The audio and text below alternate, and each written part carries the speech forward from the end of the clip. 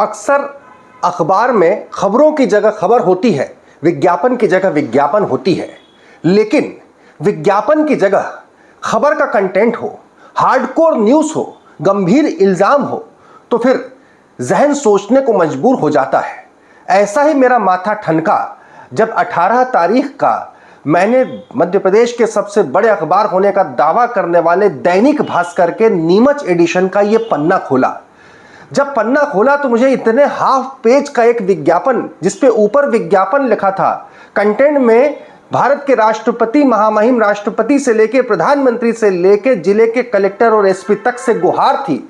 और गुहार इस बात की थी कि एक शराब माफिया के खिलाफ एक शख्स की शिकायत थी। जी हाँ, जरा सोचिए कि जब स्थिति ऐसी हो जाए कि अखबार में विज्ञापन के खबर के तौर पर जो कायदे से खबर होना चाहिए थी वो विज्ञापन के तौर पर आए और विज्ञापन खबर बन जाए, तब स्थिति क्या होती है या पत्रकारिता कहां पहुंचती है। नमस्कार, मैं हूं भुवनेश सेंगर। इस वीडियो के अंत तक बने रहिएगा, क्योंकि आपको पता चलेगा कि जब सिस्टम कितना लाचार हो जाता है, तब उससे गुहार लगाने वाले शख्स के सामने जब रास्ता न बचे तो क्या होता है, और उसके उलट कोई माफिया इतना ताकतवर हो जाता है कि पूरा सिस्टम उसके कदमों में पड़ जाता है, तब क्या होता है। इस विज्ञापन के जरिए हम बात कर रहे हैं नीमच के अशोक अरोरा उर्फ गंगानगर वाला, जिसे अशोक गंगानगर के नाम से जानते हैं। इस विज्ञापन में जिस शख्स ने इल्जाम लगाए हैं उनका नाम है धनराज चौधरी।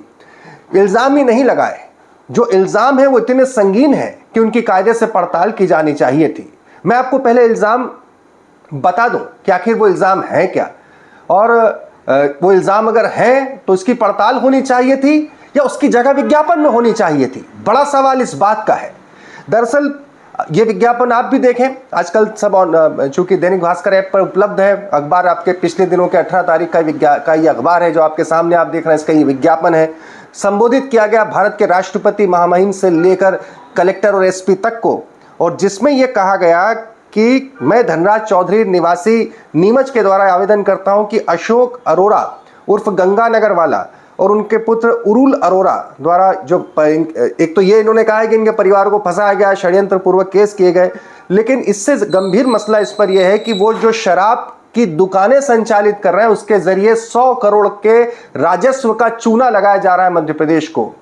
इल्जाम इस बात का है कि तकरीबन 52 वैध दुकानों के लाइसेंस से शराब कारोबारी अशोक अरोरा उर्फ गंगानगर वाले के, और 100 से ज्यादा 110 से ज्यादा दुकानें संचालित की जा रही है। यह गंभीर मसला है। यह मसला विज्ञापन में नहीं होना चाहिए। भास्कर सरी का प्रतिष्ठित अखबार के रिपोर्टर को इसकी पड़ताल करनी चाहिए थी, और अब चूंकि आ चुका है तो क्या इसकी कि आबकारी विभाग को पड़ताल नहीं करनी चाहिए, इसकी हमारी सरकार की एजेंसियों को पड़ताल नहीं करना चाहिए। बहरहाल ये विज्ञापन में आरोप लगाया है। आरोप लगाने वाले का नाम है धनराज चौधरी। नीचे ये भी लिखा है कि जो आरोप लगा उसकी जिम्मेदारी हमारी है।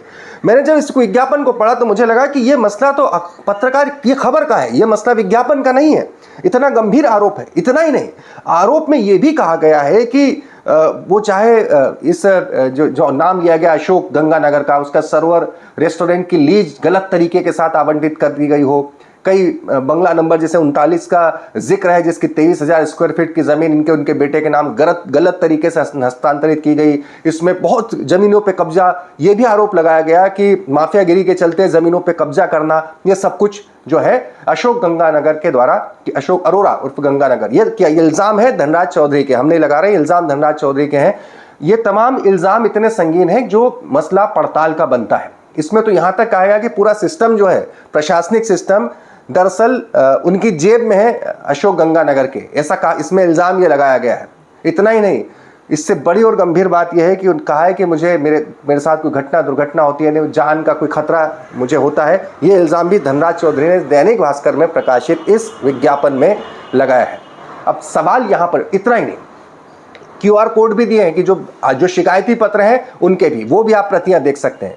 जब मैंने ये सारी बातें सुनी, जब ये विज्ञापन पढ़ा तो मैंने पूछा फोन करके, इसमें फोन नंबर भी दिया है, पूछा धनराज चौधरी से कि आपका क्या कहना है इस बारे में। आइए आपको उन्हीं की जुबानी सुनवाते हैं। जी बताएं।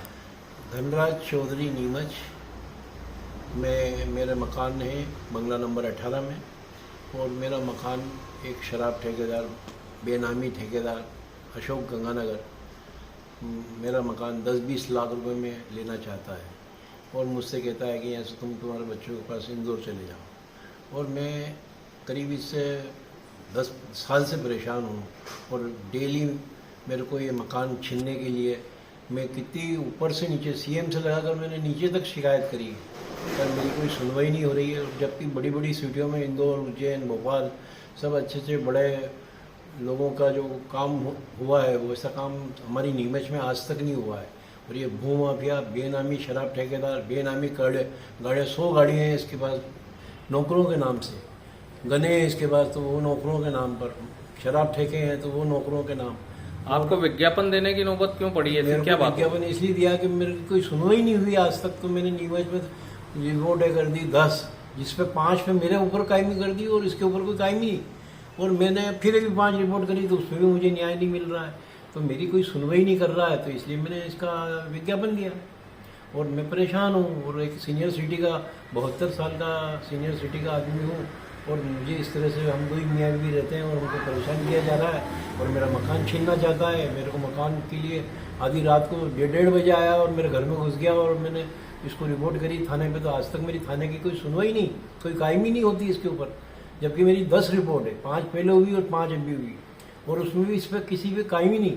और जब नकल मांगते तो नकल भी नहीं दे रहे। कौन सा थाना लगता है आपके? थाना नीमच कैंट लगता है और कैंट में ये कंडीशन है कि यहाँ पर एक शर्मा टीआई था, उसको एक गाड़ी तो दी उन्होंने 4X4 और एक दी 4X7 महिंद्रा की, 2 गाड़ी इन्होंने दी। और उसके बाद भी पुलिस थाने की ये कंडीशन है, पूरा थाना बिका हुआ है। सवेरे नाश्ता में, चाय नाश्ता में 10 लाख रुपए कमाता है, किसी को छुड़वाता है, किसी को छोड़ता है, किसी को क्या करता है। दिन भर इसकी दुकानदारी है और शराब के ठगों पे पूरी चंडीगढ़ की डुप्लीकेट दारू बिक रही है। न तो आबकारी देखती है न पुलिस देखती है। पुलिस के पास हम जाते हैं तो क्या आबकारी के पास जाओ, और आबकारी और पुलिस पूरी बिकी हुई है और हम परेशान हैं। इसलिए ये सब कुछ सुनकर, ये इल्जाम सुनकर लगता है कि जैसे वाकई में मध्य प्रदेश में हम उस अवस्था में पहुंच चुके हैं जहां पर अगर कोई शख्स ताकतवर है, जिसे हम ताकतवर कहते हैं, सिस्टम उसकी जेब में है, तो उससे लड़ने वाला शख्स कितना खुद को लाचार महसूस करता है। और उसके बाद भी जो अखबार है वो पैसे लेकर, विज्ञापन लेकर उसकी बात या उसकी व्यथा को प्रकाशित करते हैं। तो सवाल यहाँ पर उठता है कि भास्कर जैसे प्रतिष्ठित अखबार को ये चीज़ स्वयं उसके रिपोर्टर को पड़ताल करनी चाहिए थी या फिर विज्ञापन के जरिए इन आरोपों की शक्ल देनी चाहिए थी। दूसरा सवाल, इन तमाम बातों में अगर अव्वल तो ये आरोप इतने संगीन हैं जो बताते हैं कि कहीं पर एक पूरा शहर ही एक शख्स की गिरफ्त में है, और अगर ऐसा है तो क्या इसकी उससे उच्च स्तरीय जांच नहीं होनी चाहिए? यह मसला विज्ञापन में देने का नहीं है, या तो जांच होनी चाहिए और कार्रवाई होनी चाहिए।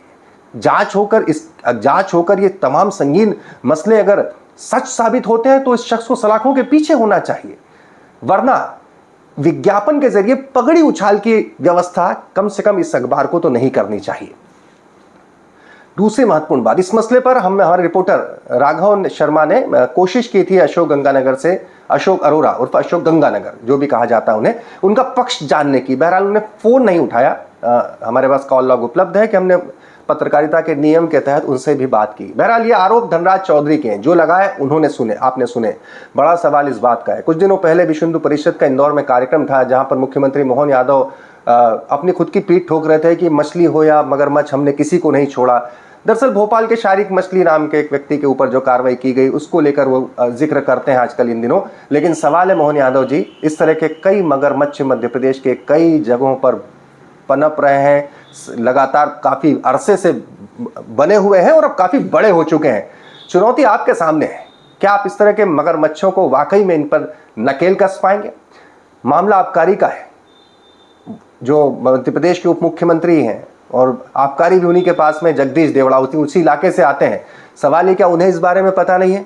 पता है तो क्या उनका फर्ज नहीं बनता इस मामले में जांच करने का? देखने की बात होगी कि इस मसले पर, जो मसला जनता के सामने कायदे से खबर के तौर पर आना था लेकिन एक विज्ञापन के तौर पर, लेकिन आया तो सही, अब इस मसले के ऊपर क्या वाकई में उस स्तर की जांच हो पाएगी जो वाकई में, जिसे हम कहते हैं कि जांच हुई तो फिर कार्रवाई के अंजाम तक वो पहुंच पाए?